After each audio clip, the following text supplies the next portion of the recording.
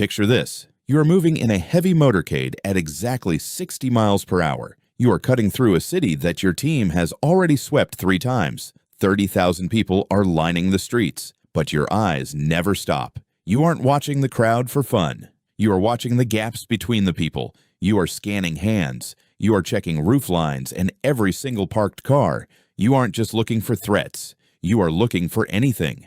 Suddenly, one man steps forward from the barrier. Your hand is already moving toward your jacket. What happens in the next 4 seconds is the result of years of hidden training. It is a job that works best only when nobody ever hears about it.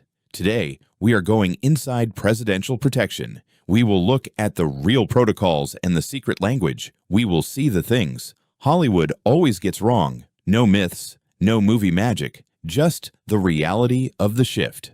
Let's start with a bit of a surprise.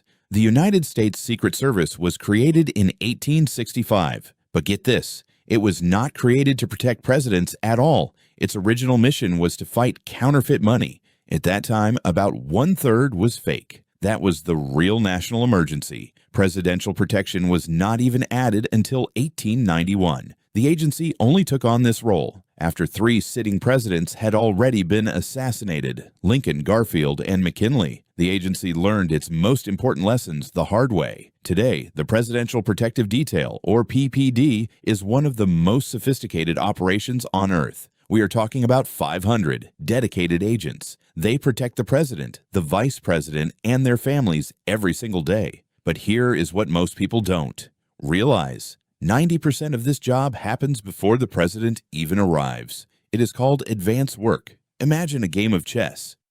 Before the king ever walks onto the board, someone has already moved 30 other pieces into position. The advance team is every piece that is not the king. Agents walk every route on foot days in advance. They map every entrance and every exit. They find the best spots for counter-sniper teams. They create what is called the inner perimeter. This is a strictly controlled, secure zone around every building. Even the nearest hospital gets pre-cleared by the team, just in case something goes wrong. But here is the part that destroys every bodyguard movie you have ever seen. In films, the agent always throws himself in front of a bullet. It looks heroic and cinematic.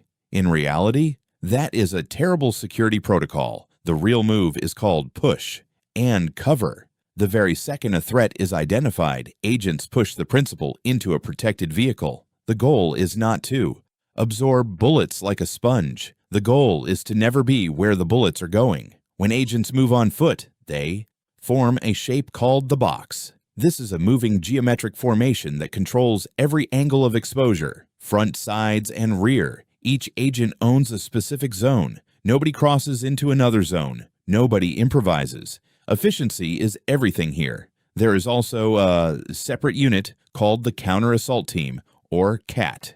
They are the ones in black gear with rifles at the edge of the motorcade. They handle the direct fight if it cannot be avoided. Meanwhile, the PPD agents are already putting the president into the beast. You might remember Agent Tim McCarthy. In 1981, he did step in front of a bullet meant for President Reagan.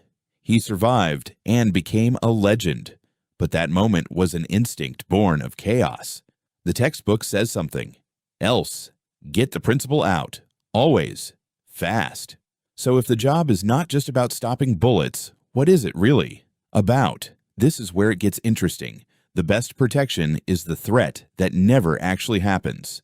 This is called protective intelligence. A whole division monitors social media and tracks known threats. They interview people who send threatening letters and build detailed profiles. Every year, the Secret Service evaluates tens of thousands of threats. Most are not credible, but every single one gets assessed. They even run counter-surveillance. These are plainclothes agents hiding in the crowds. They look for anyone who is watching the motorcade too carefully. They look for people positioned at unusual angles or someone returning to the same spot twice. Experts call these pre-attack indicators. A person casing a location looks very different from a person who is just curious. A trained eye can catch the difference before a single shot is fired. Agents live by 3 rules. See everything, remember everything, react before you even need to. But then there is the threat that nobody in Hollywood ever thinks about. The enemy that is not a person at all. Modern security goes far beyond a lone gunman. In 2014, a man named Omar Gonzalez jumped the White House fence. He made it deep inside the building before anyone stopped him. He had no weapon, but he caused maximum embarrassment. This incident changed everything. It triggered a total overhaul of physical security. Today, agents track threats in 3 categories: physical, proximity, electronic cyber attacks, and the unpredictable. The presidential limousine, nicknamed the Beast, is a rolling bunker. It has self-sealing tires and armored doors as heavy as a Boeing cabin door. It even has its own sealed oxygen supply for chemical attacks. The motorcade even carries systems to stop drones. But here is the truth. No amount of technology replaces a human. You need a person who spots something wrong in a crowd 10 seconds early. That instinct is the real job. So let's go back to that moment. The man stepping forward from the barrier. In the 4 seconds before anything happens, an agent has already done his job. He has assessed the man's hands, his posture, and his eyes. 3 other agents have silently shifted their formation to cover the gap. The motorcade driver already has his foot on the gas. None of this started 4 seconds ago. The best shift is the one you never knew happened. If this changed how you